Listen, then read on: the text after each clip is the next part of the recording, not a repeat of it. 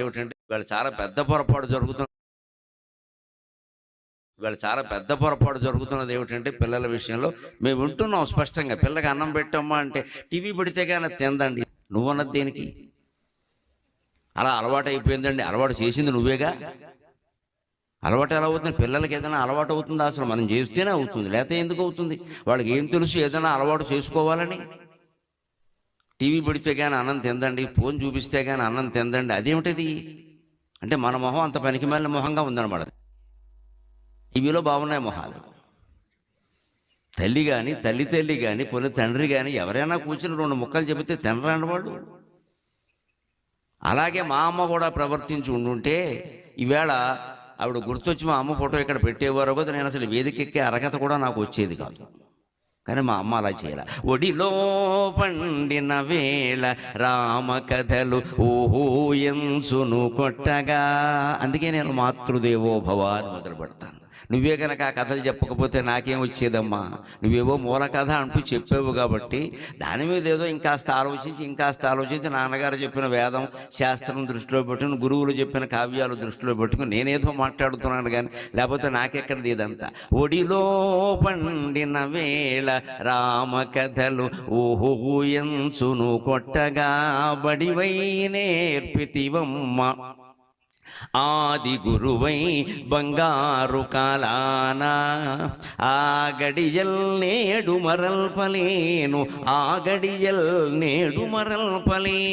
రసనగ్రంబందు నర్తింప నా రసనగ్రంబందు నర్తింప నీ అడుగుందామరలంటి వేడెదనే అమ్మా నన్ను దీవింపుమా, నీ అడుగుందామరలంటి వేడెదనే అమ్మా నన్ను దీవింపుమా.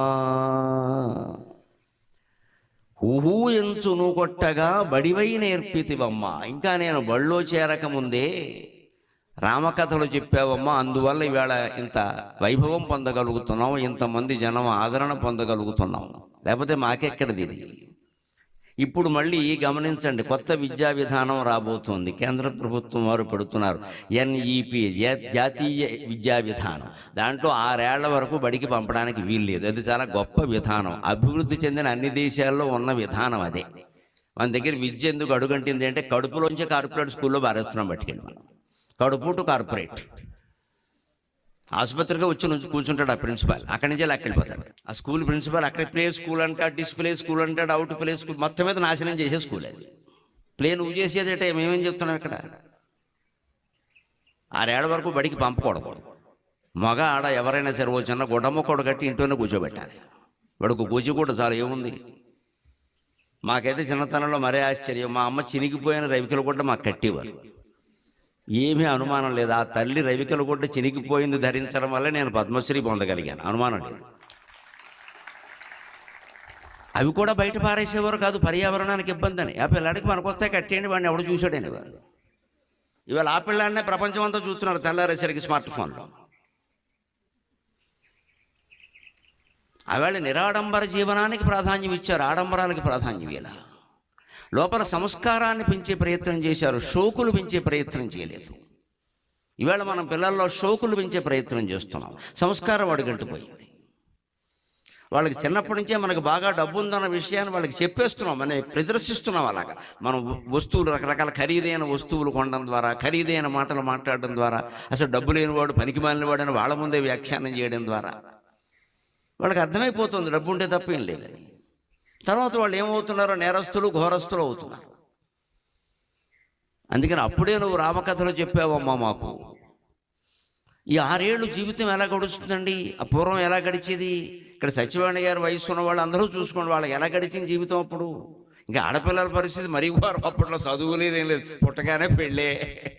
16 ఏళ్ళు ఎప్పుడు వస్తుందో పెళ్లి చేసేద్దాం. ఈ లోపు ఏం చేసేవారు? తల్లులు చాలా సంస్కారం నేర్పేవారు వాళ్ళకి. మరి ఇప్పుడు వాళ్ళు ఆ తల్లులందరూ 10వ తరగతి చదివి మానేశారో, 3వ తరగతి చదివి మానేశారో, డిగ్రీ మధ్యలో పెళ్లి కుదిరిందంటే చదువు మానేసేవారు. ఆయన ఆ తల్లులు పెంచిన పిల్లలు కూడా బాగానే ఉన్నారు. వాళ్ళు పిల్లల కోసం త్యాగం చేశారన్న విషయాన్ని పిల్లలు గుర్తించడం. మా అమ్మ మా కోసం చదువు మానేసింది, మరి మా అమ్మ కోసం మేము ఏమైనా చెయ్యాలి కదా అని కృతజ్ఞతాభావం ఉండేది. అంచేతను ఎప్పుడు బడిలోకి పంపేయడం కోసం తొందరపడకూడదండి. ఎంత తొందరగా బడికి పంపితే అంత తొందరగా నాశనం అయిపోతాడు పిల్లాడు. ఈ పంపేలోగా 5 ఏళ్ళు 6 ఏళ్ళు చేయవలసింది ఏంటంటే ఎల్కేజీ యూకేజీ వ్యవస్థ రద్దు అయితే తప్ప దేశం బాగుపడదు. 1వ తరగతిలోకే నేరుగా పెడతాడు, పలక తీసుకెడతాడు, అక్షరాలు నేర్చుకుంటాడు, తర్వాత పుస్తకం పట్టుకుంటాడు. మా రోజుల్లో పుస్తకం పట్టుకుంటే చాలు వాడు పెద్ద లాయర్ కింద లెక్క, పెద్ద డిగ్రీ పట్టా వచ్చేసాడు. పుస్తకం పట్టేసాడు అప్పుడేనే. జస్ట్ తెలుగు పుస్తకం అది, అమ్మ అవు ఇల్లు ఈశ్వరుడు అయ్యి ఉండవు అందులో. అది పట్టే పుస్తకం పట్టేసాడు అప్పుడే, మా వాడు పుస్తకం పట్టేసాడు. కొందరు 3 నెలలకే పుస్తకం పట్టుకునేవారు, కొందరు ఏడాదికి పట్టుకునేవారు, ఎవరి మేధాశక్తిని బట్టి వారు. ఈ లోపు మనం చేయవలసింది ఏమిటి అంటే తల్లిదండ్రులు గమనించాలి, యువ దంపతులు అయిన వాళ్ళు ప్రధానంగా గమనించాలి. పుట్టినప్పటి నుంచి పిల్లలతో ఎక్కువసేపు మాట్లాడాలి. చంటి పిల్లల దగ్గర మౌనంగా ఉండకూడదండి, మొగాళ్ళు అయిపోతారు. ఎప్పుడు 8 ఏళ్ల లోపు పిల్లల దగ్గర, 80 ఏళ్ళు దాటిన వాళ్ళ దగ్గర మనం మౌనంగా ఉండకూడదండి. మనం మాట్లాడుతూ ఉండాలి, వాళ్ళని మాట్లాడిస్తూ ఉండాలి. మౌనంగా ఉండాల్సింది ఎవరంటే 25 ఏళ్ళ వాళ్ళ దగ్గర, 30 ఏళ్ళ వాళ్ళ దగ్గర. వీళ్ళు నోరు తెరిస్తే ప్రమాదం. చిన్నపిల్లలనేమో టీవీలకు వదిలేసాం, పెద్దాళ్ళనేమో ఇంకా వాళ్ళు ఓ టీవీ బారేసేసాం. వాళ్ళు ఓల్డేజ్ హోమ్లో బారేసాం. పెద్ద ఆవిడతో ఏం మాట్లాడతాం? పెద్ద ఆవిడతోనే మాట్లాడాలమ్మా. ఆవిడకు 3 జీవితానుభవాలు ఉన్నాయి.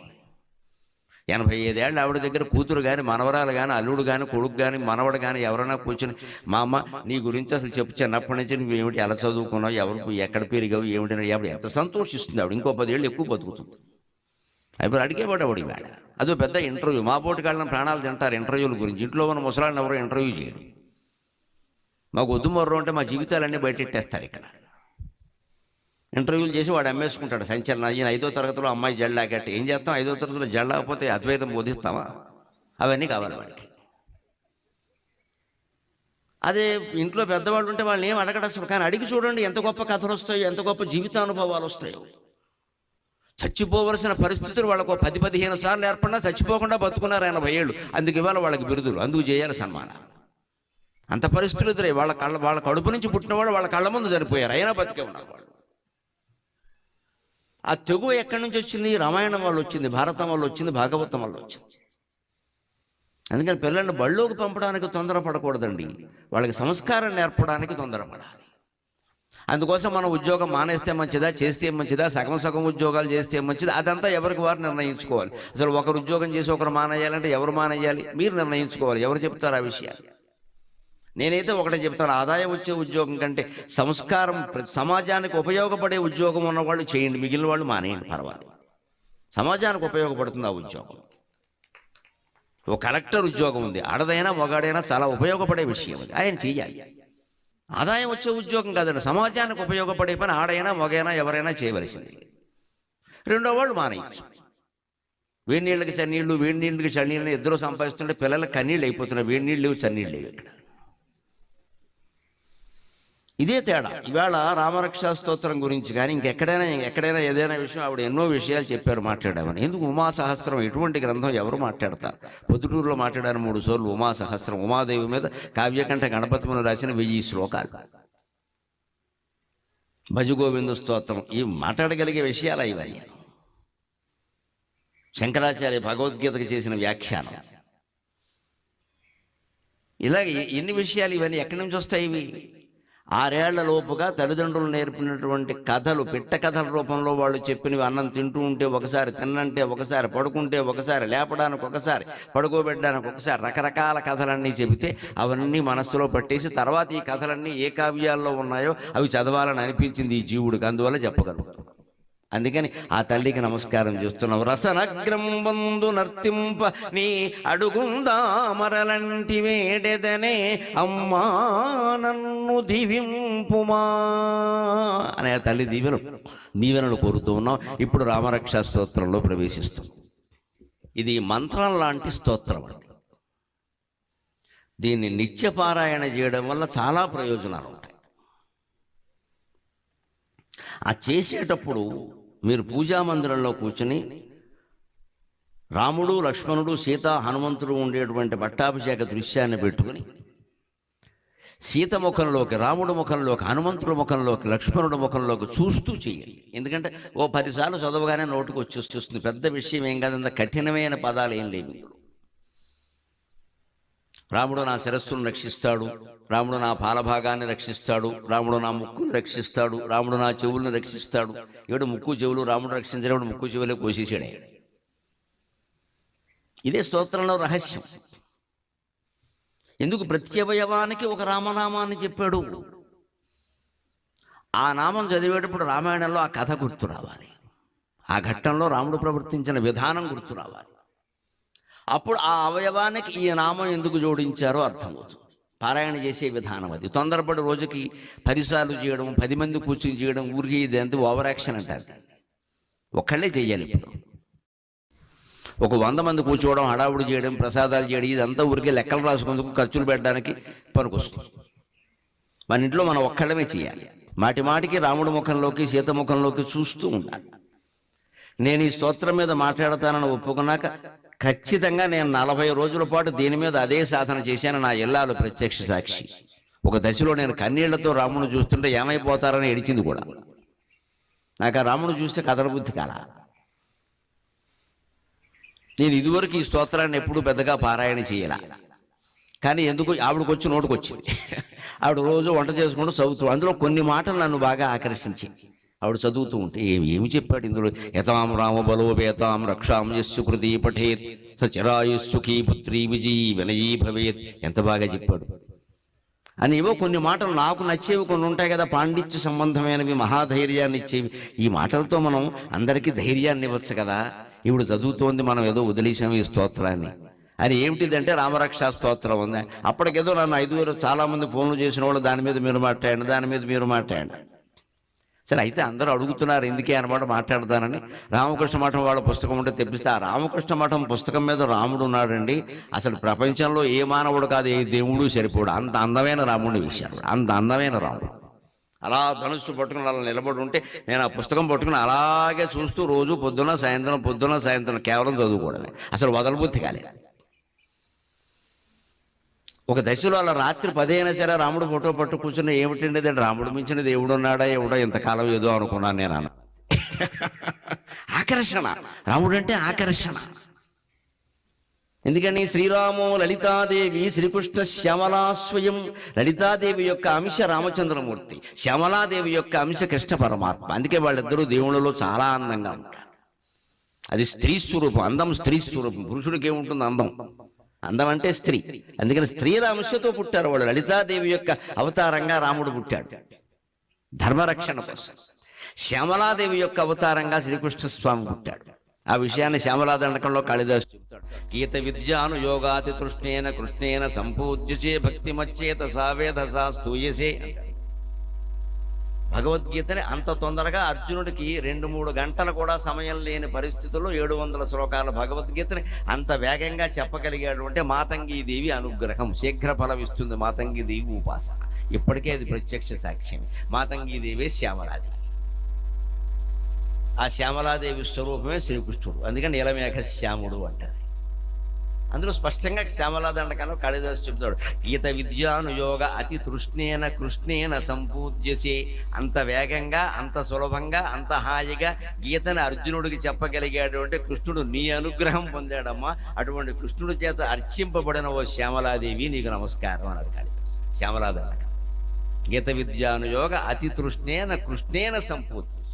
అవకాశంగా మాట్లాడడం చెప్పడం వేరు. తొందరగా చెప్పాలి. ఎందుకంటే సేనయోరుభయోరు మధ్య రథం స్థాపయమేచ్చుత. 2 సైన్యాలు వచ్చే సిద్ధంగా ఉన్నాయి. ఇక్కడ యుద్ధం జరగబోతుంటే ఈయనేమో నేను చేయను అంటాడు. ఆ 7 పేదో 4 రోజుల క్రితం ఏడిస్తే వేరే విషయం. ఘంటసాలను పిలిపించి లోకాలన్నీ పడించేవాడు ఒక సావకాశంగా. యుద్ధానికి వచ్చేసి మొత్తం 2 సైన్యాల మధ్యలో ఉన్నాక బావానే ఇంటికి వెళ్ళిపోతా అంటే ఈ ఉత్తరుడికి ఈయనకి తేడా ఏముంది నిజానికి. ఆయన భయం వల్ల అన్నాడు, ఈయన బాధ వల్ల అన్నాడు. ఏదైనా ఒకటే ఎగ్గొట్టడానికి.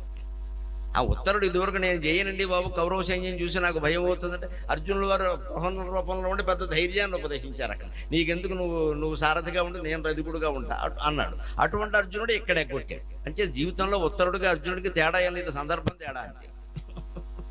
ఆయన భయపడ్డాడు, ఈయన బాధపడ్డాడు. ఏదైతే ఏమండి పని ఎగ్గొట్టడానికి బాధ కూడా భయమే. బాధ వల్ల ఎగ్గొట్టినా భయం వల్ల ఎగ్గొట్టినా ఎగ్గొట్టమే కదా. అందుకని అప్పటికప్పుడు తొందరగా ఆయన చెప్పగలిగేటువంటి శ్యామలాదేవి యొక్క అనుగ్రహం.